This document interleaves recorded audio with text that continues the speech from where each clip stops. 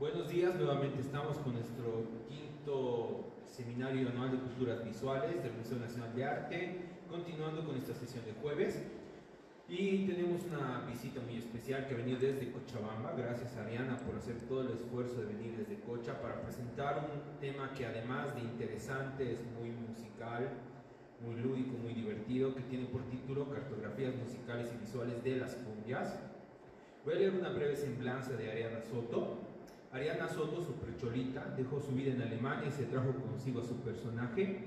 Hoy en día ella se define como una selectora de cumbias variadas y sabrosas. Como dice Yolanda Mamani, la pollera no solo está en las caderas, sino en el corazón. Ariana fue cultivando su alma cumbiera desde niña. Cuenta que su tía tenía una tienda de discos en la ciudad de Cochabamba, cerca de la cancha, en la intersección de las calles Arón y 25 de Mayo. Ella pasaba ahí sus variaciones ayudando, expuesta a todos los hits que traían las disqueras como Lauro, Eriva, Discolandia, Discos Cóndor como Maroyu, Climax, Los Marfiles, Pasito Tuntún de los Tigres de Bolivia. Posteriormente amplió su espectro cumbiero en Berlín, cuando esta ciudad era considerada una de las 10 capitales de las cumbias del mundo, conociendo artistas cumbieros de diferentes latitudes del planeta, desde México hasta Argentina, Australia, París, Copenhague, entre otros. Su propuesta es una fiesta política para deconstruirnos bailando. Es una verdadera embajadora de la cumbia, suele contagiar de este ritmo a todo aquel que la conoce y creo que nos va a contagiar hoy día con su propuesta cumbiera. Así que tienes la palabra, Ariana, gracias por venir. Muchas gracias, para mí siempre es un gusto poder hablar de cumbia, soy como un testigo de Jehová, pero de cumbia. Bueno, yo quiero presentarles hoy estas cartografías musicales y visuales de las cumbias. Una cartografía musical tiene como objetivo el reconocimiento revelador de una realidad artística y sociocultural muy próxima geográficamente. Todo lo que en nuestra sociedad circula a título de música, sea buena, mala, comercial, artística, under, de élite, erudita, es por un lado un producto social y por otro produce efectos sociales. Sin embargo, a diferencia de otras prácticas, resulta escasa la aparición de la música en un plano central en los estudios de las relaciones, conflictos y procesos sociales. Aquello que la gente escucha o baila es igual o más importante que el cine, la televisión y la prensa, para un entendimiento de quiénes son, quiénes somos en el cotidiano. Los patrones de uso de la música proveen un mejor mapa de la vida social que los hábitos de lectura o de consumo televisivo. Parte del problema de la falta de reconocimiento académico a la importancia de la música popular para los actores que la usan para diversas tareas identitarias en su cotidianidad se relacionan con el origen intelectual de la sociología de la música como una disciplina académica. Por un lado, la Escuela de Frankfurt impulsó su estudio dándole un papel en la investigación científica de la música en el que el compromiso estético y analítico se combinan íntimamente. Por ejemplo, Adorno tenía una preocupación por los efectos alienantes y fetichizantes de la cultura de masas sobre el arte. La estructura de la producción-consumo del arte, en este caso la música popular, completaba y reforzaba la explotación que el capitalismo iniciaba en las fábricas. Adorno también sostenía que el consumo de música popular era preprogramado por los productores de éxitos populares como forma de distracción que evitaba que los trabajadores tomen conciencia de sus condiciones de explotación, negando cualquier agencia a los escuchas. Esto más o menos en los años 30, 40. Esta posición de Adorno fue posteriormente criticada. A finales de los años 60 y principios de los años 70, la Escuela de Birmingham plantea que la audiencia de música popular tiene la capacidad de construir sentido, no solo de absorber lo predigerido. También afirma que los usos de la música por los sectores populares tienen un potencial contestatario que va más allá de la reproducción de las condiciones capitalistas. En una sociedad cada vez más secularizada, cada vez más despojada de un sentido de pertenencia, despojada de un sentido de trascendencia depositada en dioses, naciones ideologías estatales o partidarias, la influencia de fenómenos masivos como la cumbia no debería desperdiciarse. Es por ello que se intentará subrayar algunos elementos que caracterizan a la cumbia y su funcionamiento social. Tomarnos en serio la cumbia significa revertir el camino del destierro. Como la cumbia se articula con los términos raza, nación, género, clase y edad en un complejo entramado que permite en la construcción de los sujetos que se reconocen en sus dimensiones raciales, étnicas, de clase, de género y etarias, en la medida que la cumbia los interpela. La cumbia es un ejemplo de cómo una expresión cultural ligada a la autenticidad nacional se hace transnacional, si es que acaso no lo fue desde un principio. Recordemos que la cumbia surge del encuentro de lo africano y lo indígena de las Américas en las costas del Caribe colombiano, durante la colonización. En este recorrido, en este recorrido podemos ver cómo instrumentos que forman parte de la cumbia en sus inicios son parte indígenas, como la gaita hembra y la gaita macho, que son esos instrumentos de viento, así como las maracas, el tambor hembra o también llamado tambor alegre, el tambor llamador o también llamado macho, y la tambora o el bombo. Algunos de estos tambores eran utilizados en África para cierto tipo de rituales y fueron traídos junto con los esclavos a las Américas. Posteriormente se incorpora el acordeón. Hay un documental que se llama El acordeón del diablo, que relata un mito urbano, que un barco alemán que transportaba acordeones por el canal de Panamá encalla y amanece en las costas indígenas de Colombia con acordeones en las playas. Es así que los indígenas de las costas que tocaban cumbia con otros instrumentos empiezan a explorar el acordeón sin una escuela sobre cómo tendría que utilizarse y lo adaptan a la música que estaban produciendo, con una particularidad que después de un tiempo ellos empiezan a hacer ajustes para nivelar el tono del acordeón con la voz de quien lo tocaba y lo cantaba.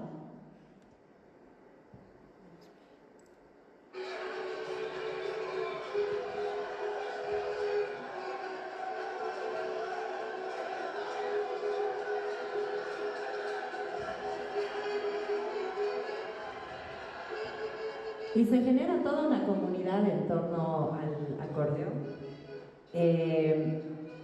Posteriormente, se dice que los colombianos, ya en un mundo más globalizado, solicitaron a la empresa alemana que producía estos acordeones que de origen hagan este ajuste del instrumento a la voz del cantante, y mandaron unos demos para que lo realicen. Los alemanes no podían entender cómo se interpretaba el acordeón de esta manera, y la respuesta fue que no creían que era tocado por un humano, pensaban que era un sonido intervenido de manera digital, porque era muy rápido y tenía sonoridades que jamás se habían escuchado en Europa. Es así que en las costas colombianas, ¿no? Esta selección comienza con cumbias de la costa atlántica de Colombia, principalmente en el área de San Jacinto, del departamento de Bolívar, donde se puede escuchar también la incorporación del contrabajo o el bajo eléctrico como un elemento modernizador. Podemos reproducir.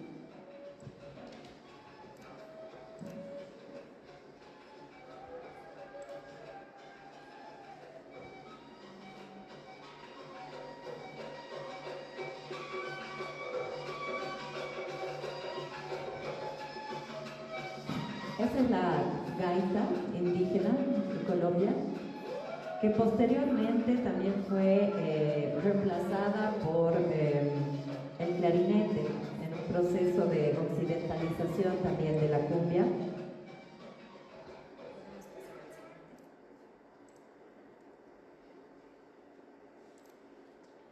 Se puede ver que la cumbia tiene una fuerte influencia tanto africana, indígena, como europea por el idioma en el que se lo canta y se interpreta. Este es un video del fandango colombiano que junto con la cumbia, el porro, la gaita y el mapalé son bailados tradicionalmente con una indumentaria de faldas largas, la vela en la mano.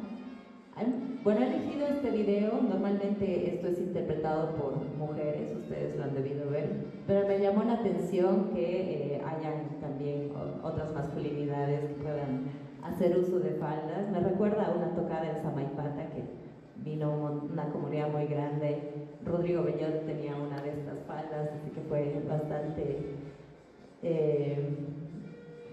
sentido el baile.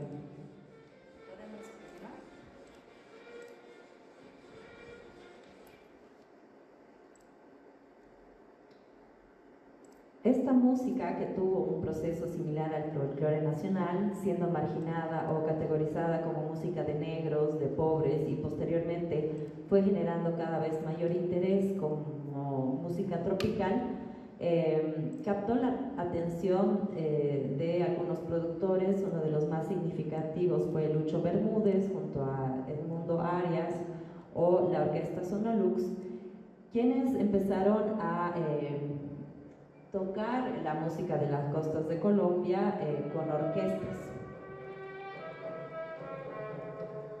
Se puede ver el viaje que la cumbia hace, ¿no?, del campo o de las costas a la ciudad. Ahí vemos ya no la gaita, sino el clarinete, porque les mencionaba. Esto se da más o menos entre 1946 y 1961. Entre otros, tiene arreglos de jazz y una ligera influencia norteamericana también, porque yo creo que la cumbia siempre ha tenido esa capacidad de entrar en diálogo con diferentes tipos de ritmo, ¿no? Y hasta ahora se sigue amalgamando con sonoridades distintas sin dejar de ser cumbia.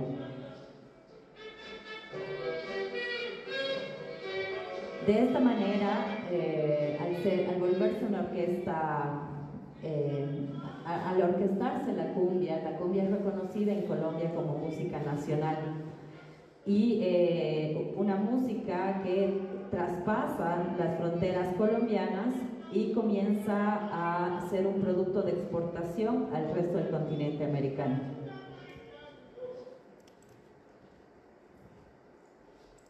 Como las orquestas estaban compuestas de varios músicos con muchos equipos, era muy caro poderlas llevar de gira a todo el continente.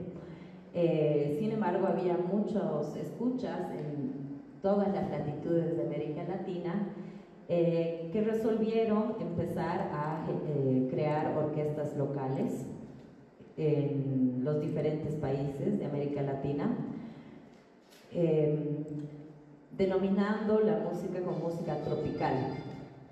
Es así que tenemos en Argentina el surgimiento de la cumbia santafesina, por ejemplo, con los Palmeras, que se dio a finales de los años 70, a principios de los años 80.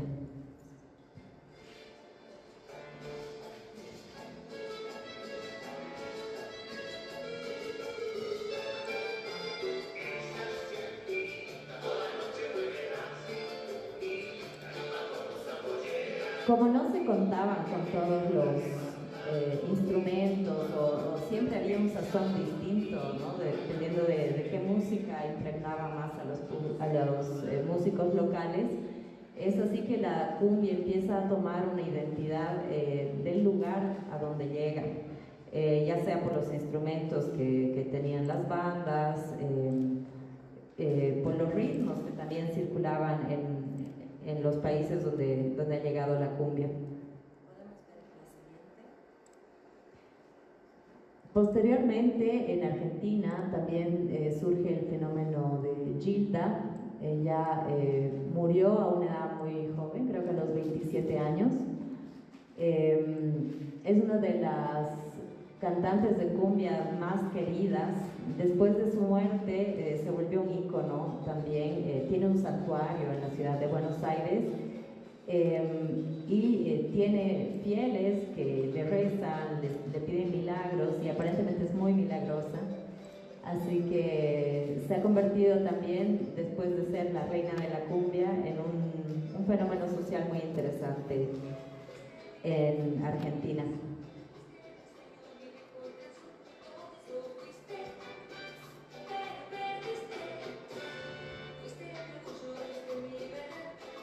Después de haber visto estas orquestas que replicaban a la música tropical en Argentina, vemos otras variaciones con Gilda, y también vemos en el caso argentino la aparición de la cumbia villera, ¿no? Con damas gratis, que antes se llamaban Flor de Papa, en las que de cierta manera empiezan a describir de una manera muy cruda, una realidad muy cruda que se vivía en las villas, en las periferias de Buenos Aires, con abuso de la policía, consumo de drogas, etc.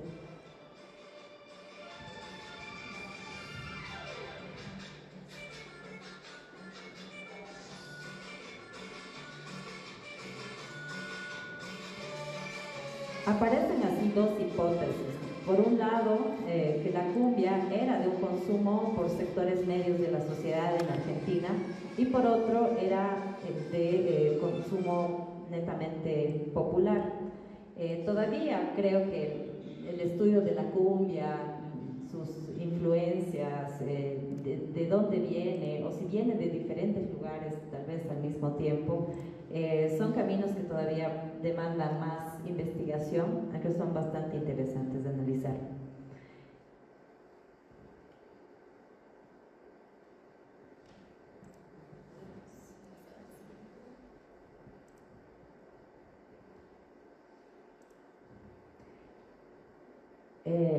La cumbia es el género danzable de las poblaciones empobrecidas de nuestra América. Van, como les decía, desde Nueva York hasta Buenos Aires, ahora están en Europa, en el Asia también. Siguiendo este rastro de la cumbia y su llegada a los diferentes países de América Latina, también quería mostrar una experiencia similar en Chile. En Chile se dieron este tipo de agrupaciones, como la Gran América Junior, con esta canción Hasta el Amanecer, que replican bastante las orquestas de cumbia colombiana, más o menos por los años 80 también. Hay otro grupo en Iquique, Arica, que se llama American Sound, que también sigue una misma línea, bastante interesante. Pero también la cumbia no solamente se quedó en estas orquestas que hacían covers de las orquestas colombianas, sino que fueron transformándose, como por ejemplo con la siguiente diapositiva, que es una banda de cumbia ska que se llaman Chico Trujillo. Ellos tocan todos los veranos en Europa, en Francia, en Berlín, en España. Hay otras tendencias también más rockeras, más punk, ska, como Anarquía Tropical, otras que son bandas que suenan similar a cumbias fusionadas con bandas como la banda Popó, algo así, que se llaman Banda Conmoción.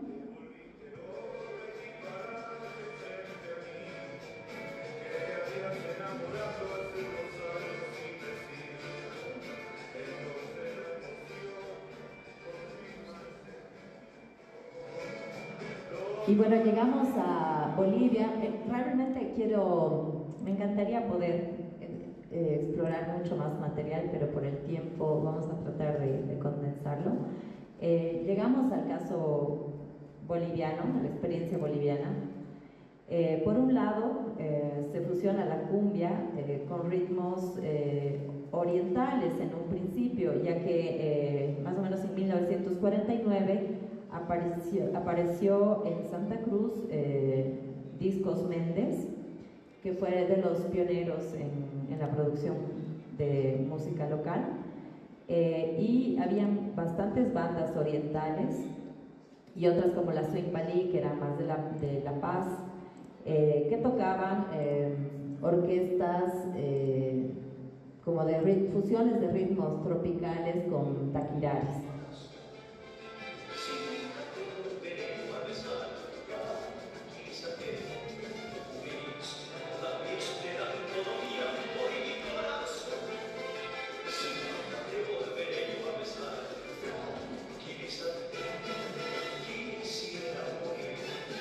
Todavía en 1957 las orquestas bolivianas grababan sus discos en Buenos Aires. Es con Discolandia que se empiezan a producir vinilos en Bolivia, y eso también impulsa a la producción de la cumbia local.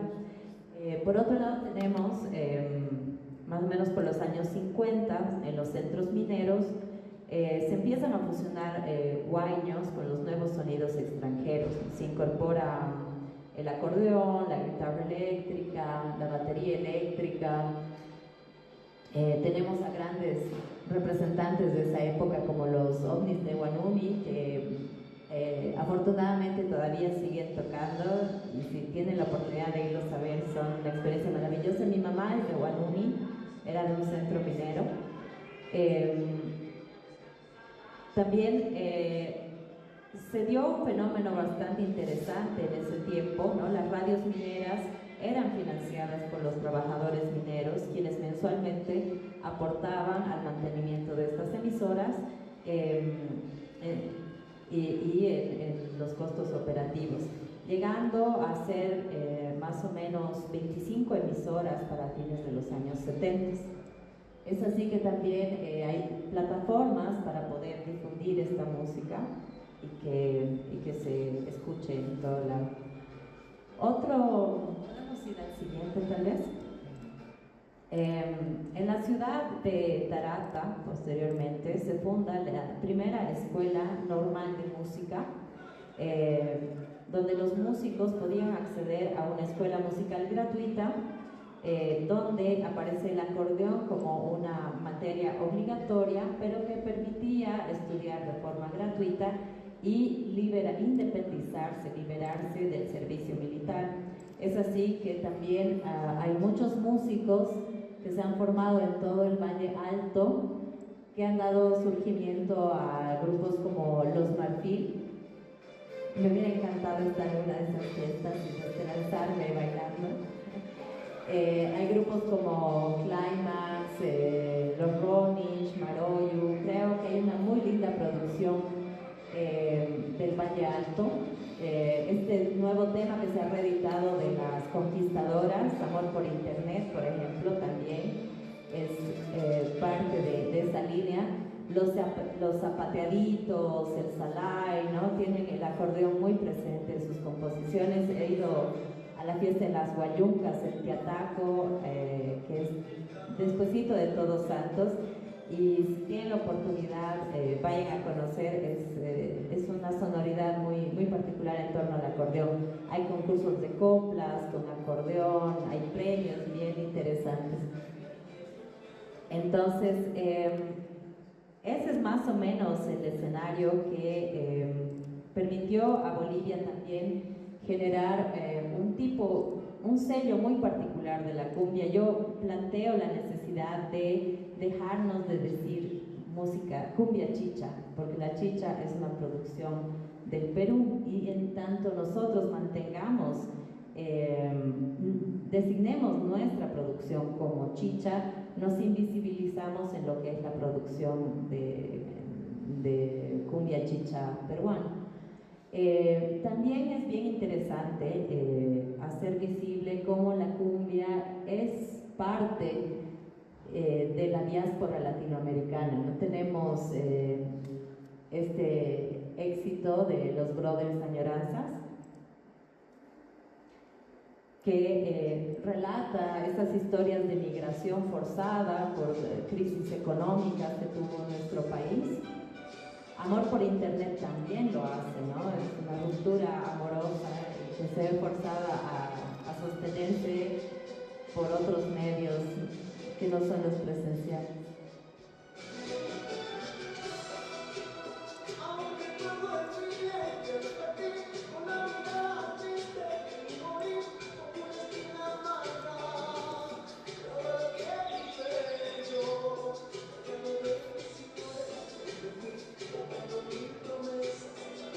Podemos continuar.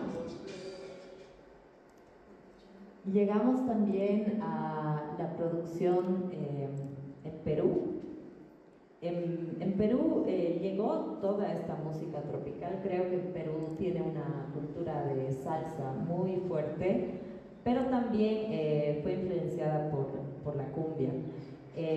Lo que pasó en Perú fue un encuentro que tendría que ser un poquito más investigado de estos ritmos cumbieros con viajes de ayahuasca, ¿no? Entonces es por eso que la cumbia peruana también es conocida como cumbia psicodélica, cumbia chicha, en la que se pueden ver estéticas neón, psicodélicas, y en las sonoridades existe una presencia muy fuerte de sonidos selváticos, amazónicos, porque eran ahí donde se realizaban los rituales de ayahuasca. Tenemos también, en la siguiente, por favor.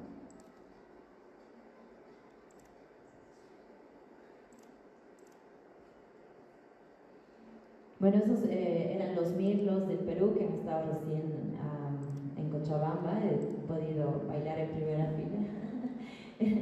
Luego tenemos otros representantes de esta cumbia chicha o cumbia psicodélica, que son los Hijos del Sol, con una canción muy famosa que es Cariñito, que fue hecha en 1979.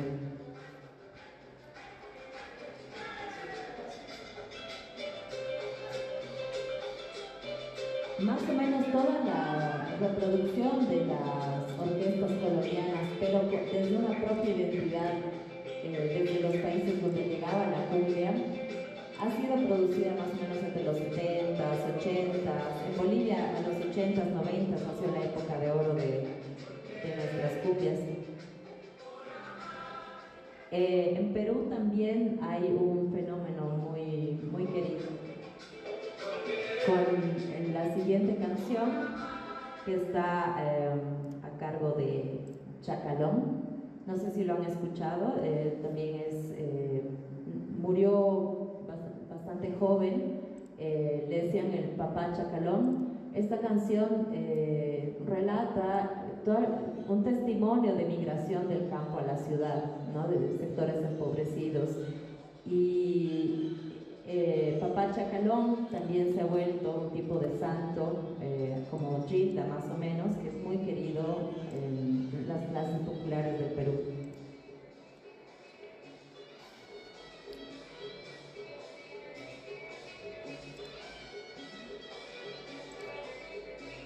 Ahora vamos a ir con la siguiente diapositiva y llegamos a México.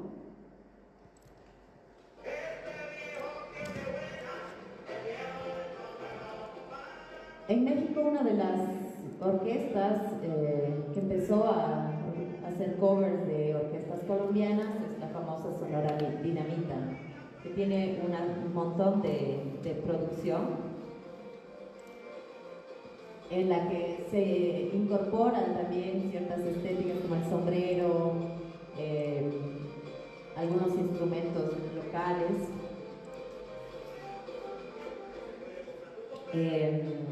Podemos pasar a la siguiente.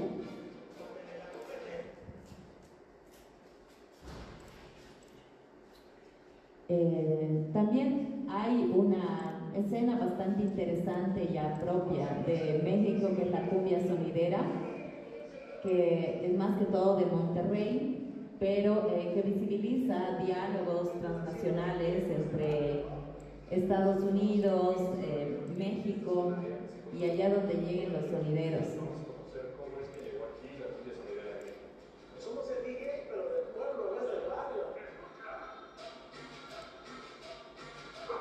La cumbia sonidera se caracteriza por tener siempre un animador que va saludando a todos los presentes, la gente se para en el público con el nombre de su familia o de la persona que quiere saludar, y el DJ hace una animación, manda saludos a todos, generando una pertenencia con la fiesta, una pertenencia con la comunidad sonidera. Tiene también estéticas y pasos muy particulares. ¿Cómo nace esta cultura sonidera? ¿Cómo era en el principio? Nosotros comenzamos con la música tropical, la música cubana, la música colombiana, muchísimas sonoras que en aquel entonces estaban muy de moda. Van cambiando los ritmos, van cambiando todo. Antes eran cumbias, después cumbias y guarachas, después entró fuerte la salsa, y es el género que vamos manejando nosotros. Podemos ir al siguiente. También dentro de los sonideros existe una variación que es la cumbia rebajada.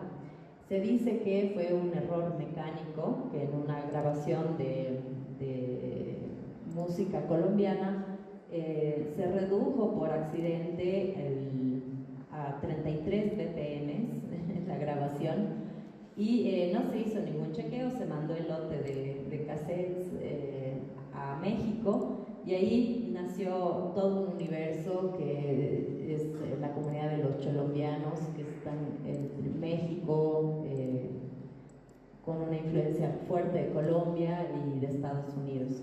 Es la música de los chicanos, de los colombianos, de los cholos de Monterrey.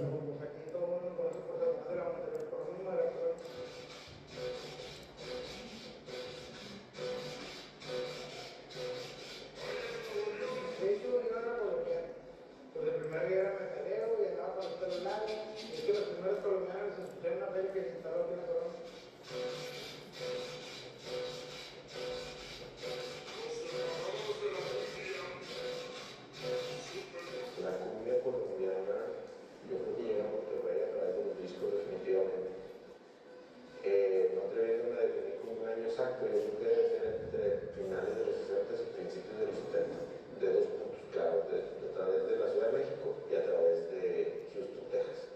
Antes de que se hiciera, digamos, que sucediera este fenómeno, el cual Sergio Piña pues, es el como catalizador, que es este asunto de interpretar cumbia, ya no nada más tropical o con influencias, sino como el sonido característico de la cumbia de Colombia, el estilo sabanero, el estilo del acordeón. El sonido llegó, se apropió, digamos, la ciudad, Monterrey se apropió de ese sonido y generó una cantidad enorme, un sinfín de grupos y músicos. Y bueno, hemos visto cómo nace la cumbia en Colombia, cómo traspasa las fronteras impuestas por la colonia, sale de Colombia y va a transformarse, amalgamándose en las sonoridades de los otros países donde llega. Después, con lo digital, se abre todo otro universo de la cumbia digital. Esto permite a la cumbia también llegar a otros públicos, como el asiático, el europeo, como por ejemplo a través de la productora ZZK, que es una productora inspirada en Slavoj Žižek, que es un rockstar de la filosofía eslovaco y fue candidato por el partido marxista de ese país, y con una postura bastante política que decían que era después del corralito y de la crisis económica en Argentina. Ellos dijeron, bueno, Argentina no había sido Europa, no había sido Nueva York, no había sido Berlín, somos latinoamericanos, y demandaron mirar para adentro, en realidad para el norte, hacia nosotros, e inspirarse de muchas estéticas del Huayno, ¿no? Del norte de Potosí, pero también fusionadas con cumbia villera y bueno, varias cumbias. Y es así que la cumbia termina por expandirse a latitudes nunca antes pensadas. ¿Podemos ver el siguiente? Este es otro grupo que también es parte de ZZK, que son los Freestylers, Lisandro y el Rafa, que son argentinos, pero ellos radican en México. Son bastante graciosos y también juegan mucho, ¿no? Con esta estética choccha, de cierta manera, neón. Es una forma muy lúdica de bailar, de pensarnos en otro tipo de imaginarios también. Podemos ver el siguiente. Hay una productora en Berlín que se llama La Chusma Records, que sacó varios álbums, este que se llama Cumbia Bestial, que es un compilado de varias cumbias de muchos lugares del mundo. Y me llamó la atención esta banda en particular, que es de Australia. Se llaman Cumbia Cosmonauts. Su introducción es en alemán. Uno de los miembros de esta banda es vinilero, es DJ y él ha hecho un doctorado en cumbia. Es muy interesante también el trabajo. Él ha viajado a Argentina, Colombia, México. Ha estado también en las comunidades cumbieras de Europa, en España, Berlín, Hamburgo, en varios lugares. El siguiente, por favor. Es así también que más o menos todos alrededor del 2010, un poco paralelo a este cambio político que hubo en Latinoamérica de una izquierda presente en todos los gobiernos de los países latinoamericanos, es que se impulsa mucho a repensar quiénes somos, ¿no? Desde nuestras propias estéticas, desde nuestras propias identidades. Eso permite también, no sé, descolonizarnos de cierta manera con estas otras cumbias que salen de esta forma de producción capitalista y encuentran plataformas más alternativas de comercialización, de públicos, ¿no? De redes más alternativas, ¿no? Colectivos políticos que gestionaban conciertos de estos grupos en diferentes países, en el Asia, en Europa también. A ver, el siguiente. Este, por ejemplo, es bastante explícita ya el posicionamiento político, ¿no? Este se llama la Orquesta Binaria de la Cumbia, es remixada por Shakalakazoo, de una cumbia de la Sonora Escándalo, originalmente de México, pero tiene imágenes de Chile, empieza con el bombardeo a Allende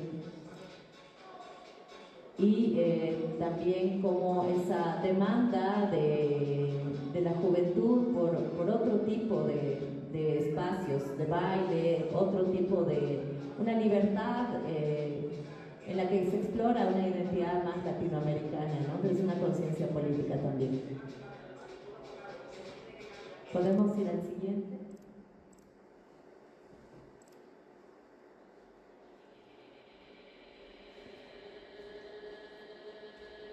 Este es un grupo de Dinamarca. Yo he podido verlos en persona a todos. Algo que también me permitió preguntarles de cómo hacían cumbia en Australia, ¿no? Cómo hacían cumbia en París con los de cumbia chicharra, o en Dinamarca con copia doble sistema, y siempre se caía al mismo testimonio, ¿no? Los miembros de estas bandas tenían un progenitor latinoamericano, un progenitor australiano o danés, y vivían en Dinamarca o en París o en Australia, y en esa búsqueda de su identidad latinoamericana a todos les atravesaba la cumbia, ¿no? Entonces también ahí se arma un hilo conductor muy lindo de la diáspora latinoamericana.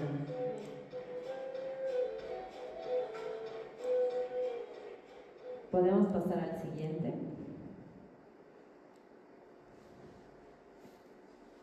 Sistema Solar es un grupo de Colombia que también si se fijan en las fechas, todos son más o menos del 2009, 2010, 11, 12, donde hubo un boom de esta cumbia con estéticas bien interpeladoras, ¿no? Acá se muestra, por ejemplo, es una fiesta muy de barrio. Esos son parte de los sound system colombianos, que es la movida pico, que viene del inglés pick up, porque son paneles con estéticas que también las podemos encontrar en nuestros micros, en ciertas estéticas llenas de color. Aquí hablan y se hacen la burla, ¿no? De dónde quieres ir si no tienes visa, ¿no? Te quieres escapar de tu realidad, pero somos esto, ¿no? Y podemos pasarla bien igual.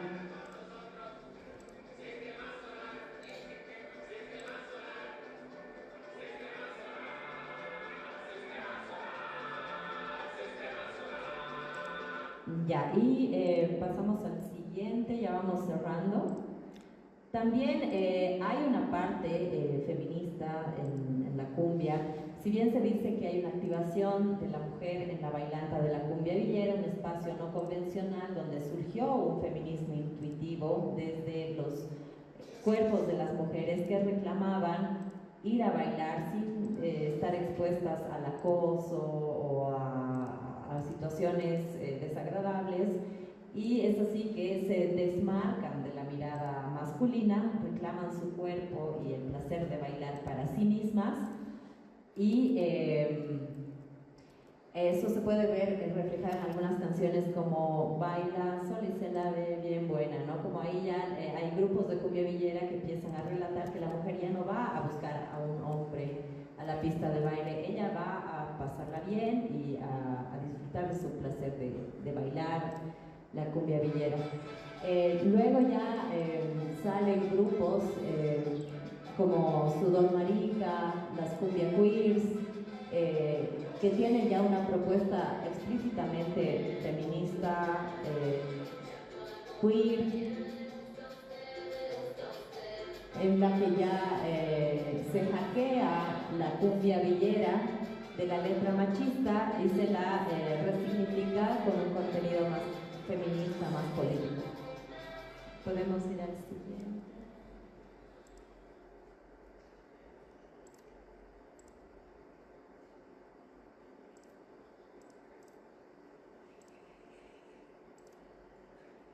Bueno, este es Dengue Dengue Dengue, ellos son del Perú. Aquí muestran toda esa ritualidad que hablábamos en la cumbia chicha psicodélica, del chamán, de la ayahuasca. Ellos son como una especie de Daft Punk peruanos. Cuando yo los conocí eran muy jovencitos, vivían en Perú, pude verlos 2 veces en Berlín, actualmente viven en Berlín. Y ellos también han hecho una investigación de toda la cumbia psicodélica de los 60, 70, esta influencia de la ayahuasca, y la han fusionado con sonidos digitales y electrónicos. Vamos a ir al siguiente.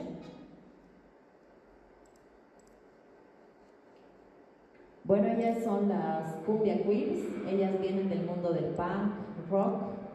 Se conocieron como integrantes de diferentes bandas y se caían muy bien y decidieron hacer un grupo, pero dijeron ya no hacemos rock ni punk, hacemos cumbia, y han denominado su propuesta como Tropipunk. Ella es Ali Guagua, que es mexicana, que actualmente ya no está en la banda, pero a veces colaboran.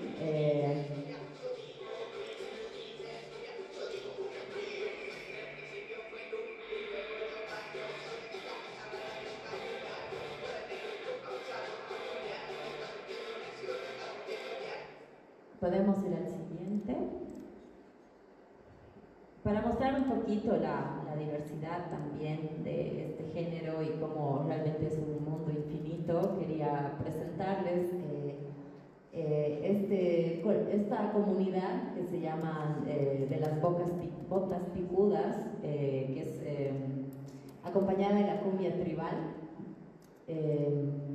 Es un movimiento mexicano, pero también se replica en Estados Unidos. Hay competencias de baile de solamente varones, pero es muy, puede ser muy no tan hetero como parece, porque son comunidades de hombres con botas largas y concursos para literalmente medir quién la tiene más larga, y hacen competencias de las botas y demás, y es un universo paralelo. Es muy loco, quería compartir este video también con ustedes.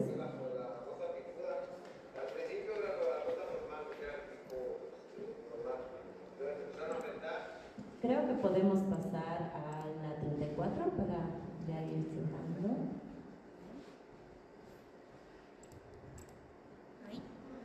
Una antes, perdón.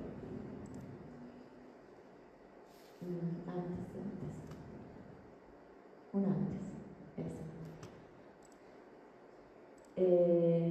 Bueno, este video refleja esos viajes inesperados de la cumbia, esta vez con Japón, en el Asia. Ya en Japón, a partir de hace unos 4 años que existe el Cumbia Fest. Esta es una colaboración entre Frente Cumbiero de Colombia, que hacen cumbia digital, con una banda, un DJ japonés.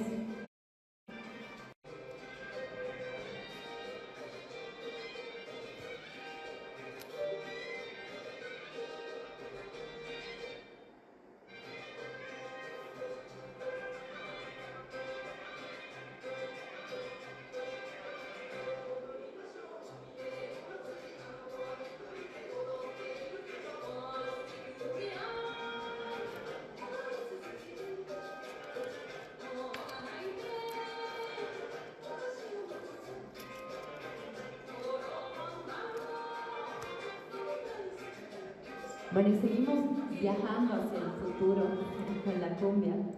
Esta vez quiero presentarles a Ghetto Kumbé. Yo creo que en paralelo al proceso de Latinoamérica, de la caída de las izquierdas, también ha habido una pausa en la producción de cumbia, ¿no? La producción más alta fue entre el 2009, 2010, 2011.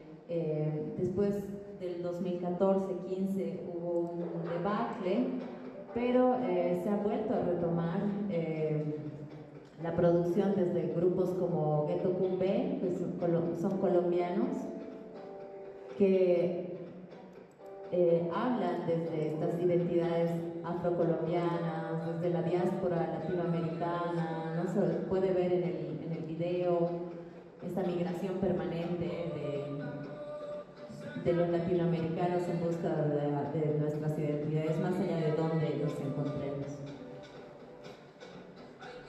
Y por último, quiero presentarles a uno de mis DJs también favoritos, que es de México. Él se llama Amantes del Futuro. Él hace una versión digital de la cumbia sonidera. Más o menos esta es la estética de los logos de los sonideros, ¿no? de los DJs, de las agrupaciones. Y acompaña de rato en rato también con animación, aunque no en la medida que se hace en vivo en las fiestas, que es mucho más intervenida la pieza por los saludos que se hacen a la comunidad, a las familias, a los que están presentes. Y bueno, creo que con eso podemos cerrar. Les agradezco. mucho el compartir y hablar y repensar la cumbia.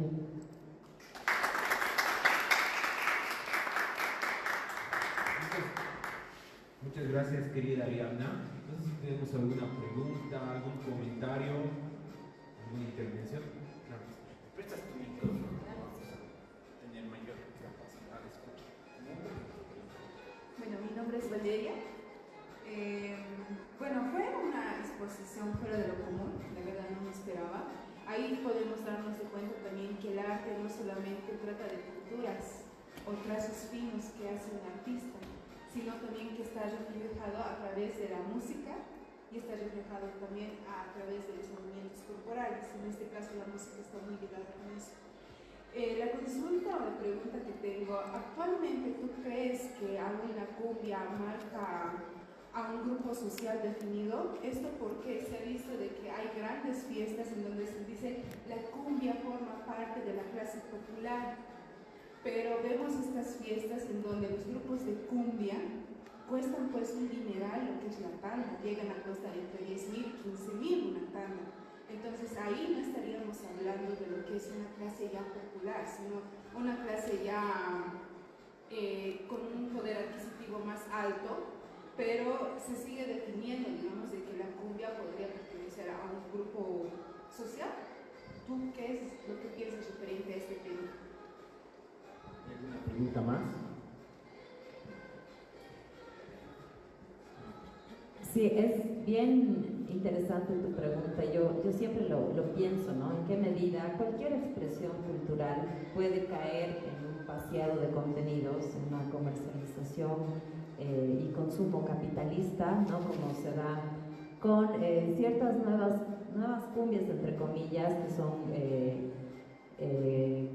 no sé si decir nombres, pero que caen en fórmulas de boy bands, ¿no? Antes había este tipo de grupos aquí en Bolivia que hacían covers, que tocaban en fiestas, por precios tal vez un poco más módicos, ¿no?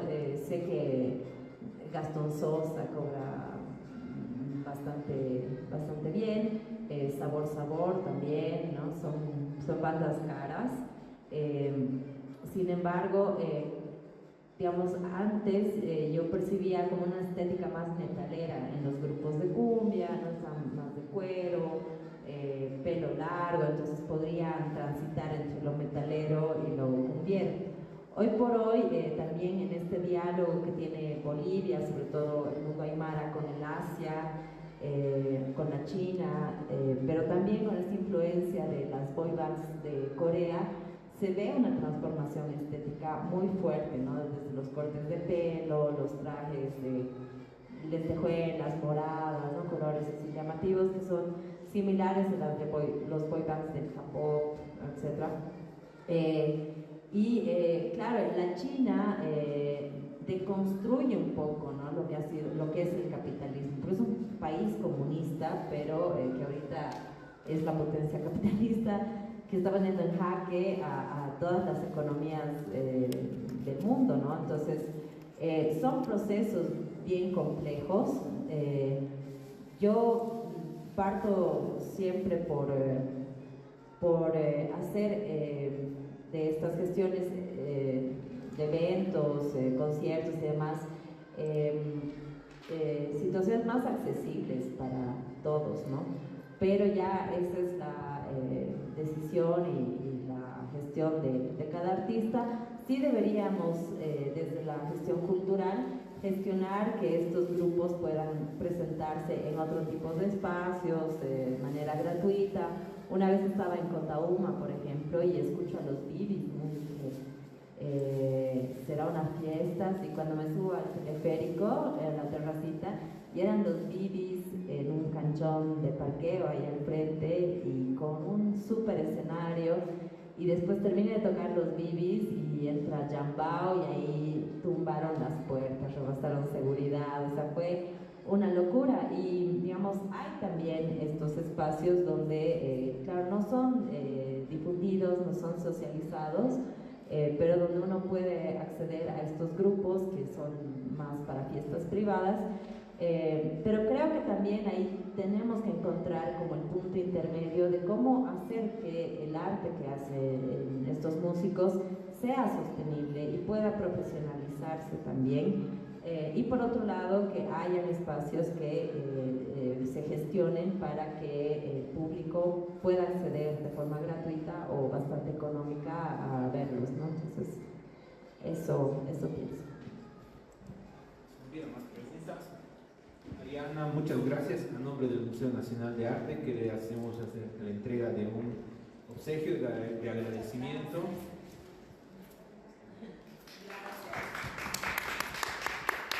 Y justamente creo que la charla muy detallada, muy, no sé, itinerante por el camino de la cumbia, creo que ayuda a pensar las nuevas estéticas, ¿no? Que está más allá de lo que se escucha, qué es lo que se ve, y tú creo que lo has hablado claramente. Te agradecemos infinitamente y vamos a continuar con Jorge Luna. Gracias, Ariana. Invitamos a Jorge Luna para cerrar esta mañana de actividades.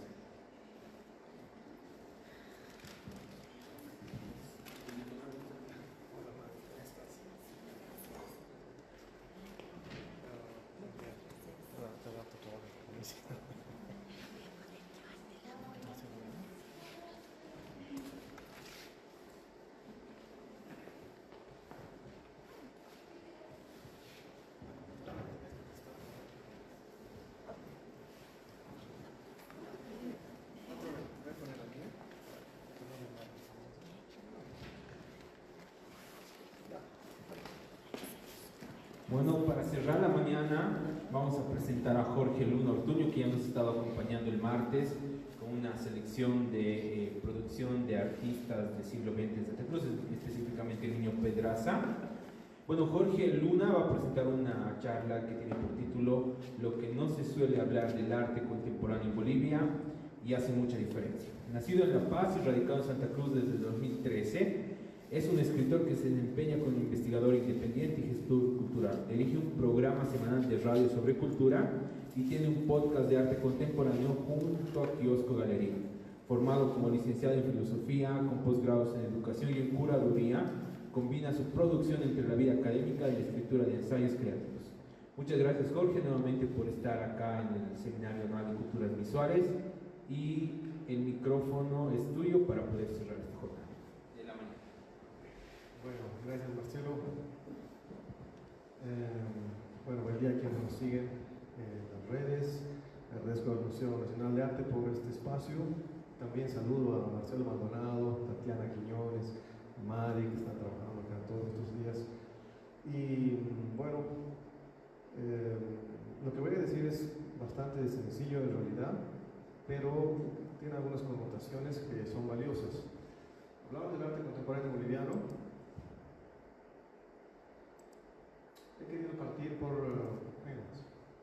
partir por un poco definir qué es el arte contemporáneo boliviano y en general plantear un antecedente de contexto global. Para todos es conocida aquella crítica acerca de que el arte contemporáneo es un fraude, que es algo que no se entiende, que es algo para grupos pequeños de artistas, que a veces es un abuso, una grosería, una desconsideración, y definitivamente existe un arte contemporáneo malo también. No todo lo que se hace bajo esta etiqueta es bueno. Vamos a pasar por algunas de las críticas que he llamado críticas fáciles, que se le hacen como objeciones al arte contemporáneo.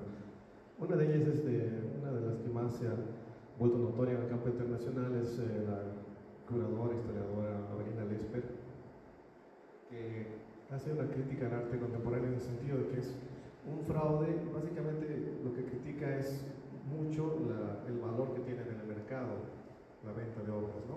El caso más reciente nuevamente es esta obra del Plátano de Mauricio Catelán, y nunca faltan las alusiones al urinario popularizado a nombre de Marcel Duchamp. La crítica fácil consiste en decir esto es arte, ¿no? Y rápidamente se va a decir que esto es producto de la decadencia de sociedad del espectáculo, ¿no? Donde el arte ha caído. Hay un artículo que les aconsejo que lo lean con mente crítica, se llama Palo de Escoba, lo escribió Vargas Llosa, el peruano, mostrando una total distancia y poca comprensión respecto al arte contemporáneo. Esto es lo que dice Evelina Lesper. Como les decía, básicamente es una crítica al mercado del arte contemporáneo y a las cifras millonarias que se manejan en torno a objetos que parecieran no tener un valor.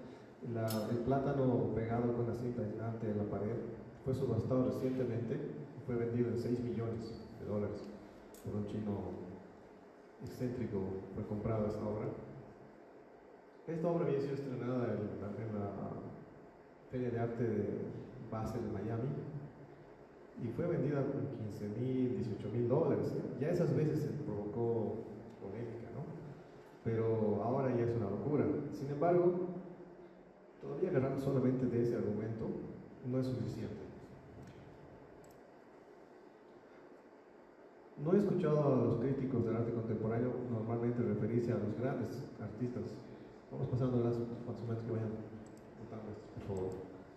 Tomás Saraceno, por ejemplo, uno de mis favoritos.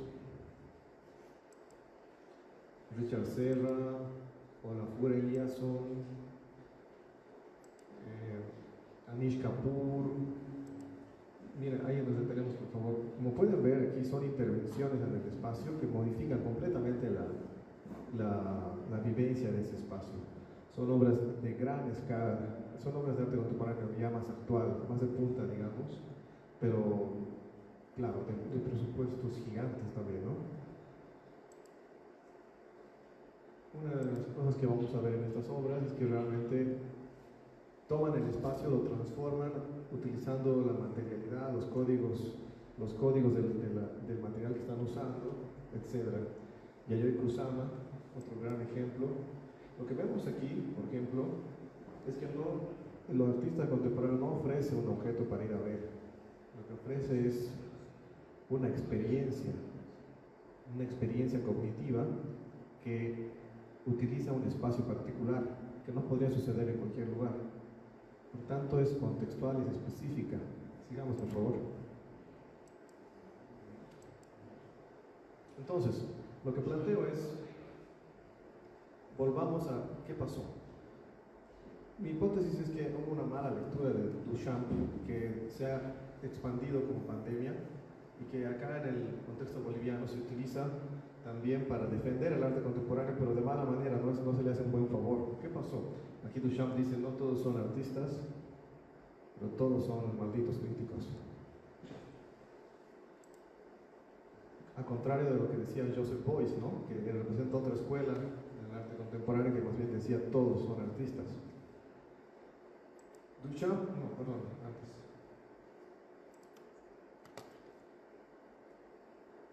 Esta es una idea que remarco, que ha calado hondo. La idea de que Duchamp insistió en que la dimensión material de los ready-mades era irrelevante y que lo decisivo era su idea. Con esto nos referimos a las obras en las que él tomaba objetos manufacturados de la vida cotidiana y los llevaba a un museo, por ejemplo, los presentaba como objeto artístico en una exposición y los descontextualizaba, los resignificaba, ¿no? Ready-made quiere decir ya está hecho, ¿no? Algo ya hecho. El artista se apropia de la idea del objeto. Pero el problema es que al decir esto, sigamos por favor, hemos caído en una trampa, la trampa del dualismo platónico,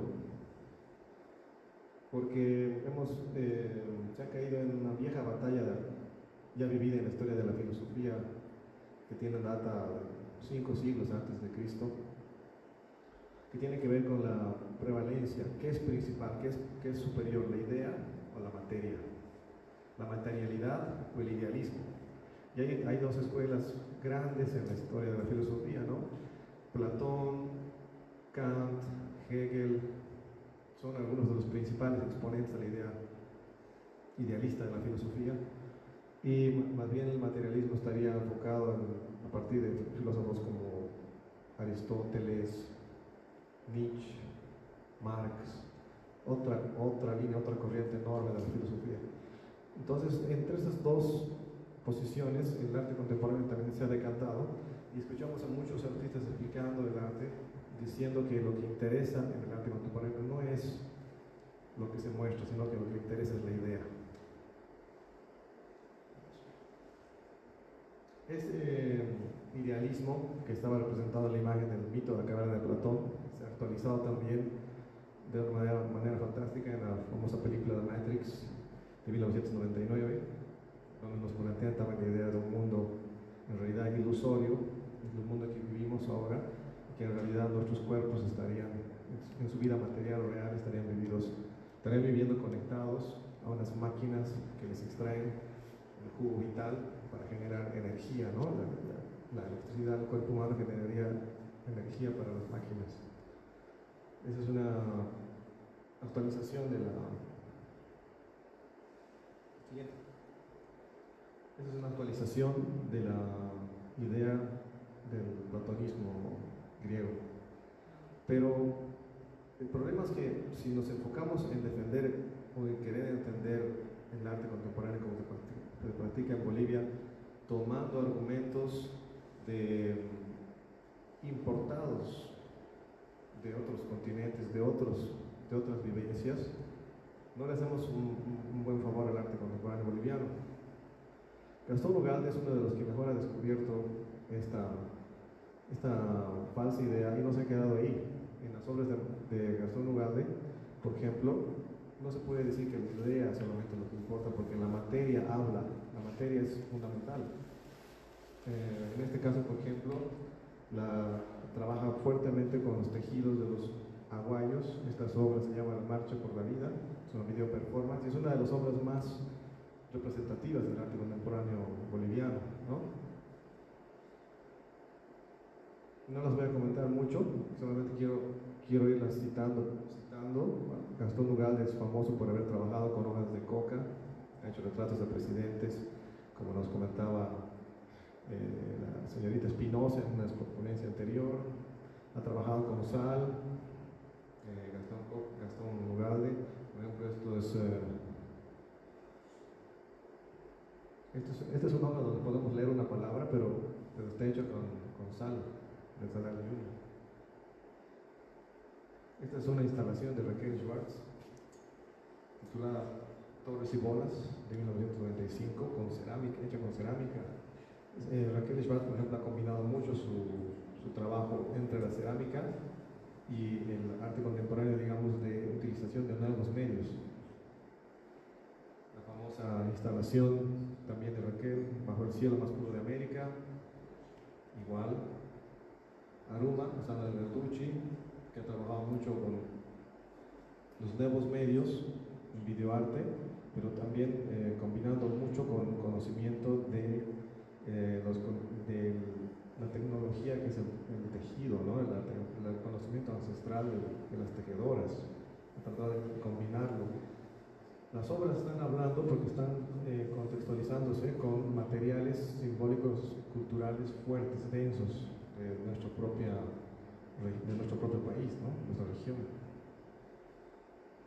Entonces, yo tomo esta otra idea que Duchamp nos plantea.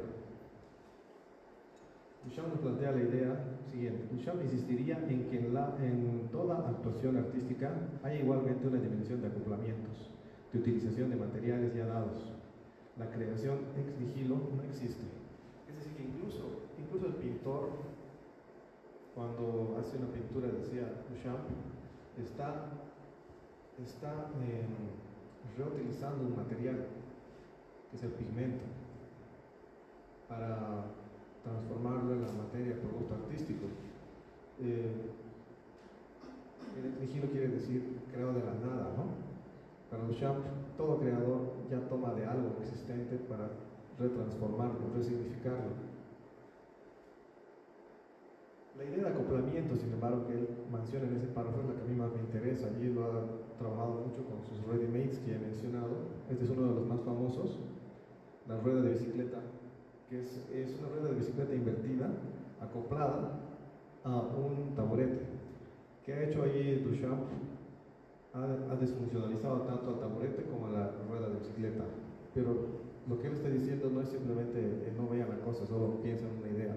Lo que está diciendo es, dejemos de percibir estos dos elementos por su utilidad, que es la manera que tenemos de ver las cosas, ¿no?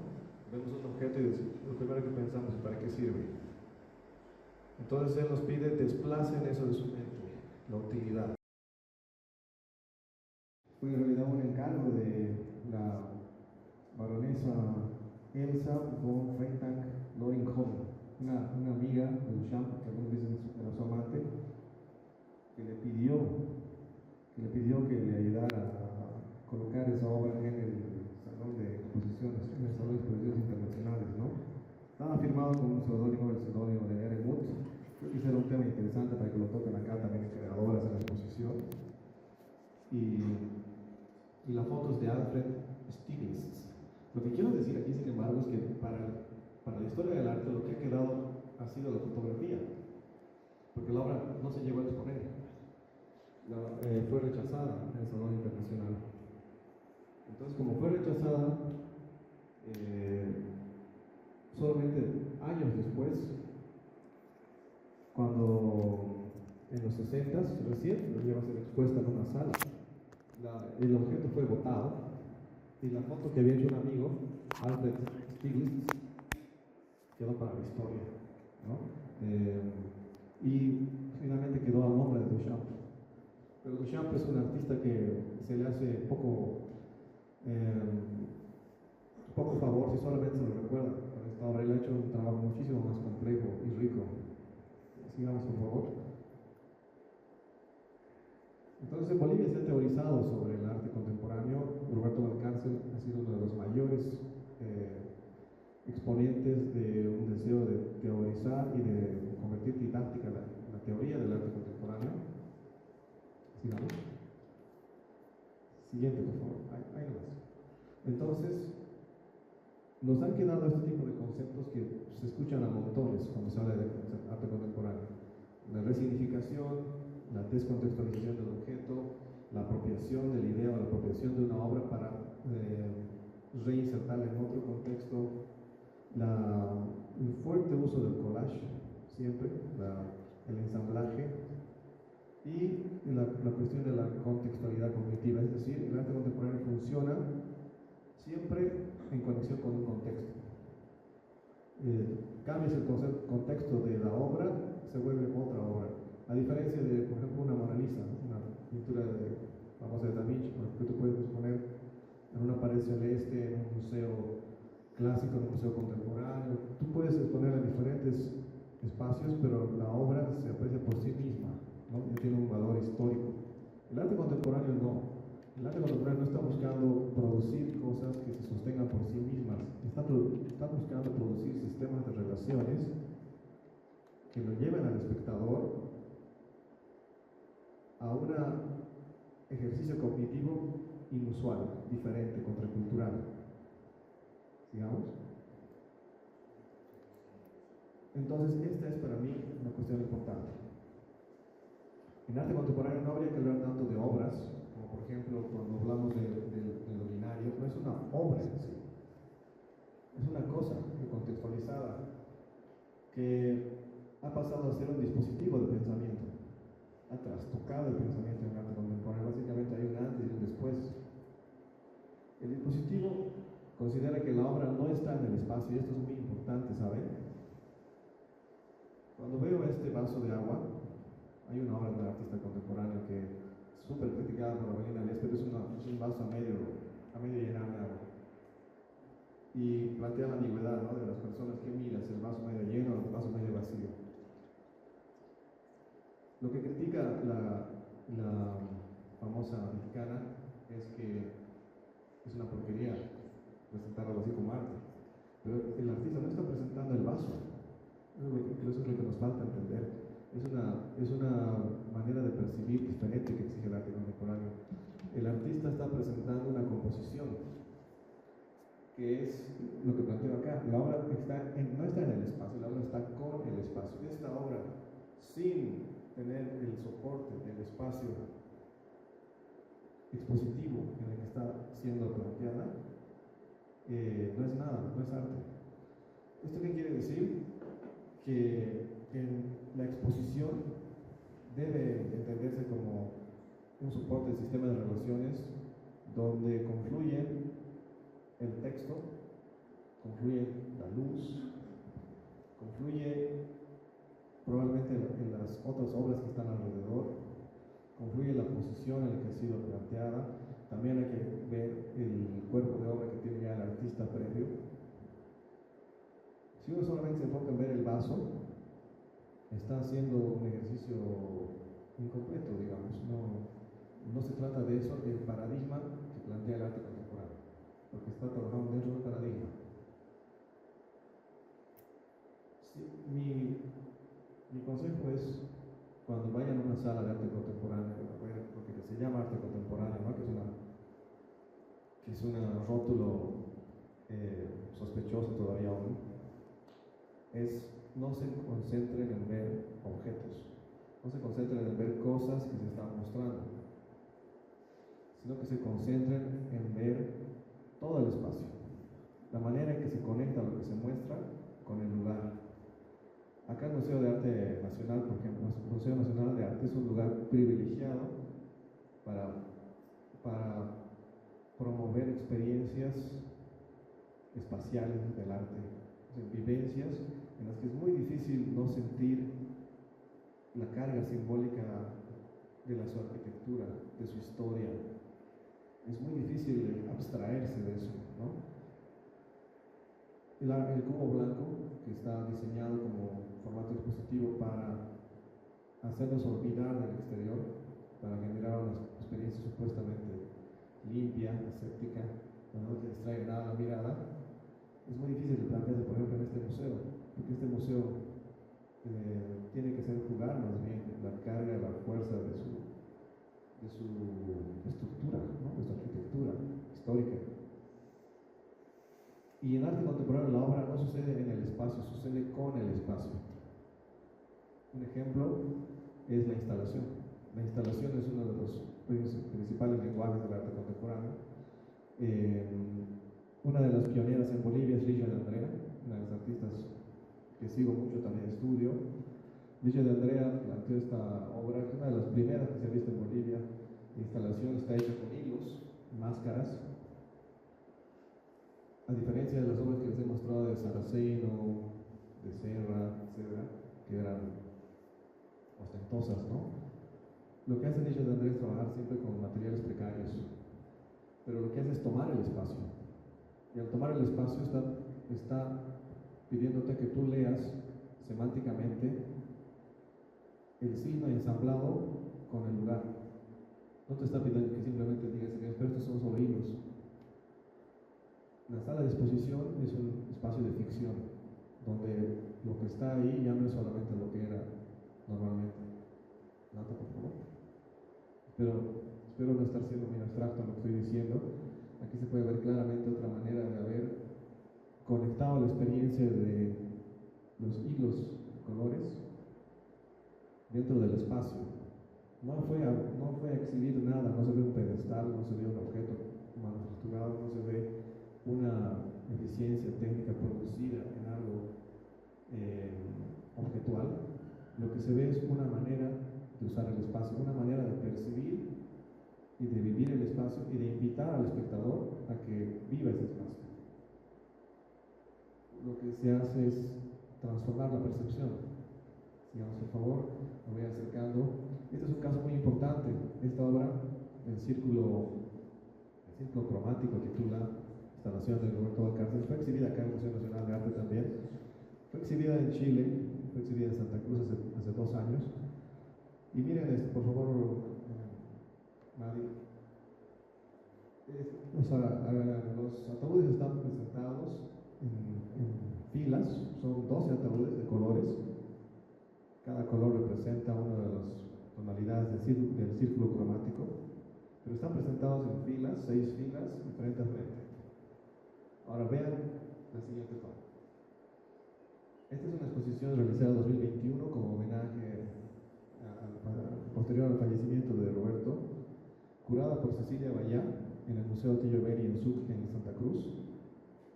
Tuve el gusto de ser coordinador de esta muestra, de todo el proyecto, y lo que podemos ver aquí es que está organizada en círculo, tal como había sido concebida por Roberto Valcárcel, que no se había hecho en la anterior sala por falta de espacio. Pero miren cuánto se transforma la percepción de esta obra. Si ustedes ven de esto solamente los ataúdes puestos en la recepción de un hotel sin ningún tipo de orden, dejados ahí,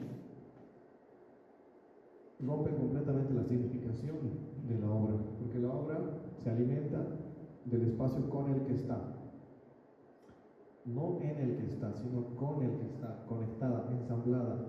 El objeto se ensambla con el lugar. En este caso, el siguiente por favor, es un museo que tiene son tres plantas, y tiene un hueco arriba que se sirve como una especie de mirador, ¿no?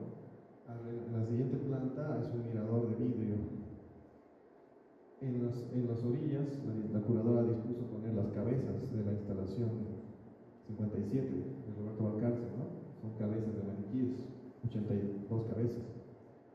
Entonces el espectador se acerca a la exposición y lo que ve es cómo se conectan los ataúdes de colores en el formato circular en un museo de la ciudad, en el Centro Histórico de Santa Cruz. Habría que leer todo eso con guiones, no separado. Es todo un ensamblaje que hace que esa obra tenga un sentido semántico. Y cuando se presente en otro museo tendrá un sentido semántico enriquecido, renovado, ¿no? La obra es inacabable porque las formas de percibirla son inacabables. Los espectadores siempre son nuevos, las maneras de leer cambian a través de los tiempos. Sigamos, por favor. Entonces, voy llegando a mi conclusión, digamos, tentativa en esta investigación que estoy realizando sobre arte contemporáneo boliviano, que les estoy mostrando un pequeño fragmento, digamos, de la idea, y que tengo la intención de que al año se publique como libro. Entonces, a diferencia de, digamos, los usuales conceptos que se suele escuchar sobre arte contemporáneo, que son resignificar, descontextualizar, apropiarse, etc. Para mí el concepto clave es composición, componer. Es la composición de objetos con ideas, con lugares, con espacios, con horas, con personas. Todo eso se llama dispositivo. El artista contemporáneo crea dispositivos. No está solamente Gastón Ugalde mostrándonos una tela de colores, lo está componiendo con el Salar de Uyuni, lo está componiendo con una hora del día, lo está componiendo con una manera de marcarlo. Eso es parte de su conocimiento como fotógrafo. Es una composición. Si alguien me dice, no, pero ¿qué es este arte? Es una tela flotando, o sea, eso es arte. Entonces lo que está pasando es que está leyendo de una manera incompleta, está extirpando un elemento de un cuadro más complejo. Lo que quiero decir entonces resalto acá es que en el arte contemporáneo el concepto de composición es central. El objeto, instalación, acción, se compone con el espacio y el lugar, con el contexto cultural, con los mismos espectadores. De ahí que en el arte contemporáneo se le pide al espectador que complete la obra. Y te dicen, ay, o sea, yo tengo que pensar ahora, no es eso.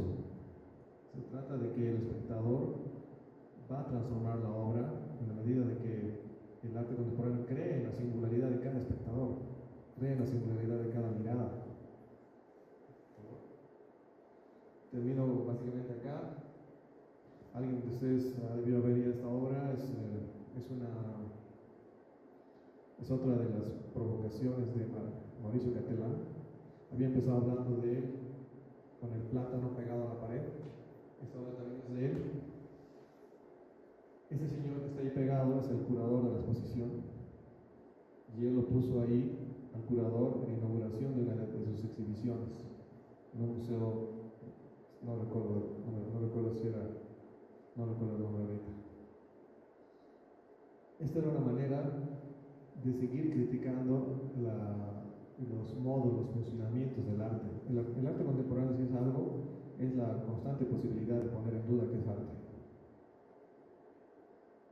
Es como una revolución silenciosa y modesta que se ha hecho popular por sus manifestaciones pretenciosas a veces, que muchos se toman en serio.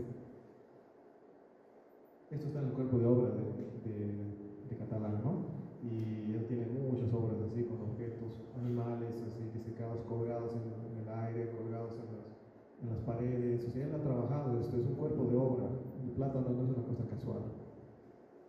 Y bueno, esto ya solamente como apéndice, la cuestión de que hay que pensar con el espacio. Esta idea la están aprovechando mucho hoy en día quienes promueven los conceptos de experiencia inmersiva, ¿no? Como opción museográfica. Entonces, siguiente por favor. Además de las más famosas que tenemos en esta exposición itinerante que continúa recorriendo el mundo con las obras de Van Gogh, ¿no? Donde lo que uno va a ver básicamente es la idea de entrar en el cuadro, ¿no? Tiene, por supuesto, sus virtudes y también tiene todavía otros lugares donde no alcanza a hacer una experiencia de la riqueza que es visitar un museo con obras de arte de verdad, ¿no?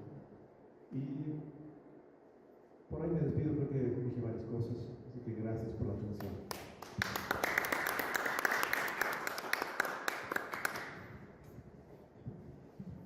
Informativo, estimulante. Gracias, Jorge. Muchas gracias por la participación.